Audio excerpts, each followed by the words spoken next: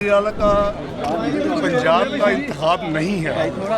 Number one, आज सिर्फ और सिर्फ ओथ टेकिंग का दिन है और उसके बाद लोगों ने स्पीकर के उम्मीदवार जो हैं उन्होंने फाइल करने पेपर और उसके बाद जो डिप्टी स्पीकर के जो उम्मीदवार हैं उन्होंने पेपर फाइल करने।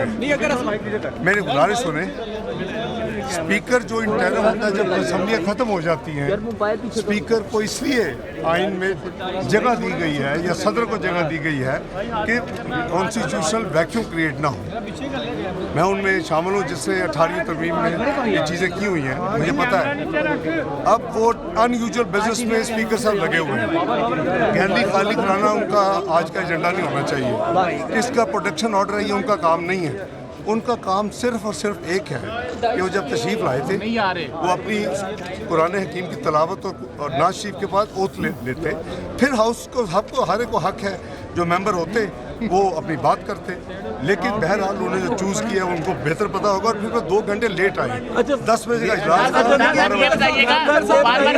अगर आप ऐसा बोले मुझे कुछ साहब ये बताइएगा, वो कह रहे हैं कि हमारी जमातें ये हमेशा पूरे का पूरा नंबर एक वक्त पे पहली दफा नहीं है कि पूरा हाउस का पूरा नंबर नहीं है। ये मोहतद बार का करीबन हर बार आप देखेंगे रिकॉर्ड पे कई मेंबर्स बाद में आते हैं, ज़िमनी नशिस्तें होती हैं। वो जो उन्होंने जो विद होल्ड किया है उसका कोई लीगल रीज़न होगी। उन्होंने अपनी नोटिफिकेशन 14 दिन में जो करनी थी 22 तारीख कल उन्होंने कर दी इलेक्शन कमीशन ने।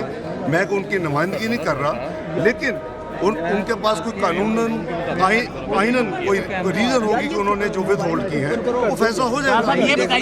ये बताइएगा मरियम नवाज के लिए इस वक्त सबसे बड़ा चैलेंज, दोनों में से एक सबसे बड़ा चैलेंज जो है मरियम नवाज के लिए वो क्या है इस वक्त पंजाब? इस वक्त पूरे पाकिस्तान के लिए जो चैलेंज है वो पाकिस्तान की अवाम की मुश्किलात को दूर कर रहा है, पाकिस्तान में गुर्बत को कम करना है, उसका खात्मा करना है, रोज़गार के मौके मुहैया कर रहे हैं। इस मुल्क की मीशत जो 2017 में जो 24वीं दुनिया की मीशत बन गई थी, 4% महंगाई थी, 6% GDP ग्रोथ थी, फॉरेन एक्सचेंज के रिजर्व आला तरीन सतह पर थे जो आज तक रिकॉर्ड नहीं टूटा, और पाकिस्तान की स्टॉक मार्केट दुनिया में 5वें नंबर पे थी पूरी दुनिया में और साउथ एशिया में नंबर 1 पे थी। हमने मैं उसका नाम रखा प्रोजेक्ट 2011। उसके नतीजे में हमने 2018 में जो कुछ किया, 17-18 में डॉन का ड्रामा, पनामा का ड्रामा, उसके नतीजे में जो हमारी 24वीं मीशत थी 2017 में, वो 2022 में जब नई हुकूमत को मिली तो वो 47वीं मीशत बन चुकी है।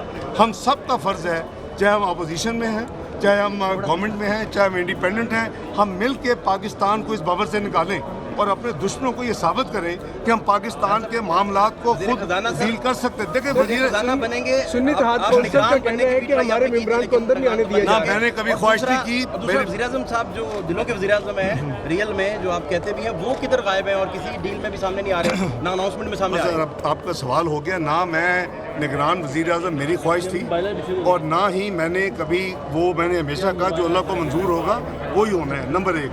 नंबर 2, वज़ीर ख़जाना भी जो पार्टी लीडरशिप का जो होता है वो क़यादत फैसला करती है, वो मैंने फैसला नहीं करना।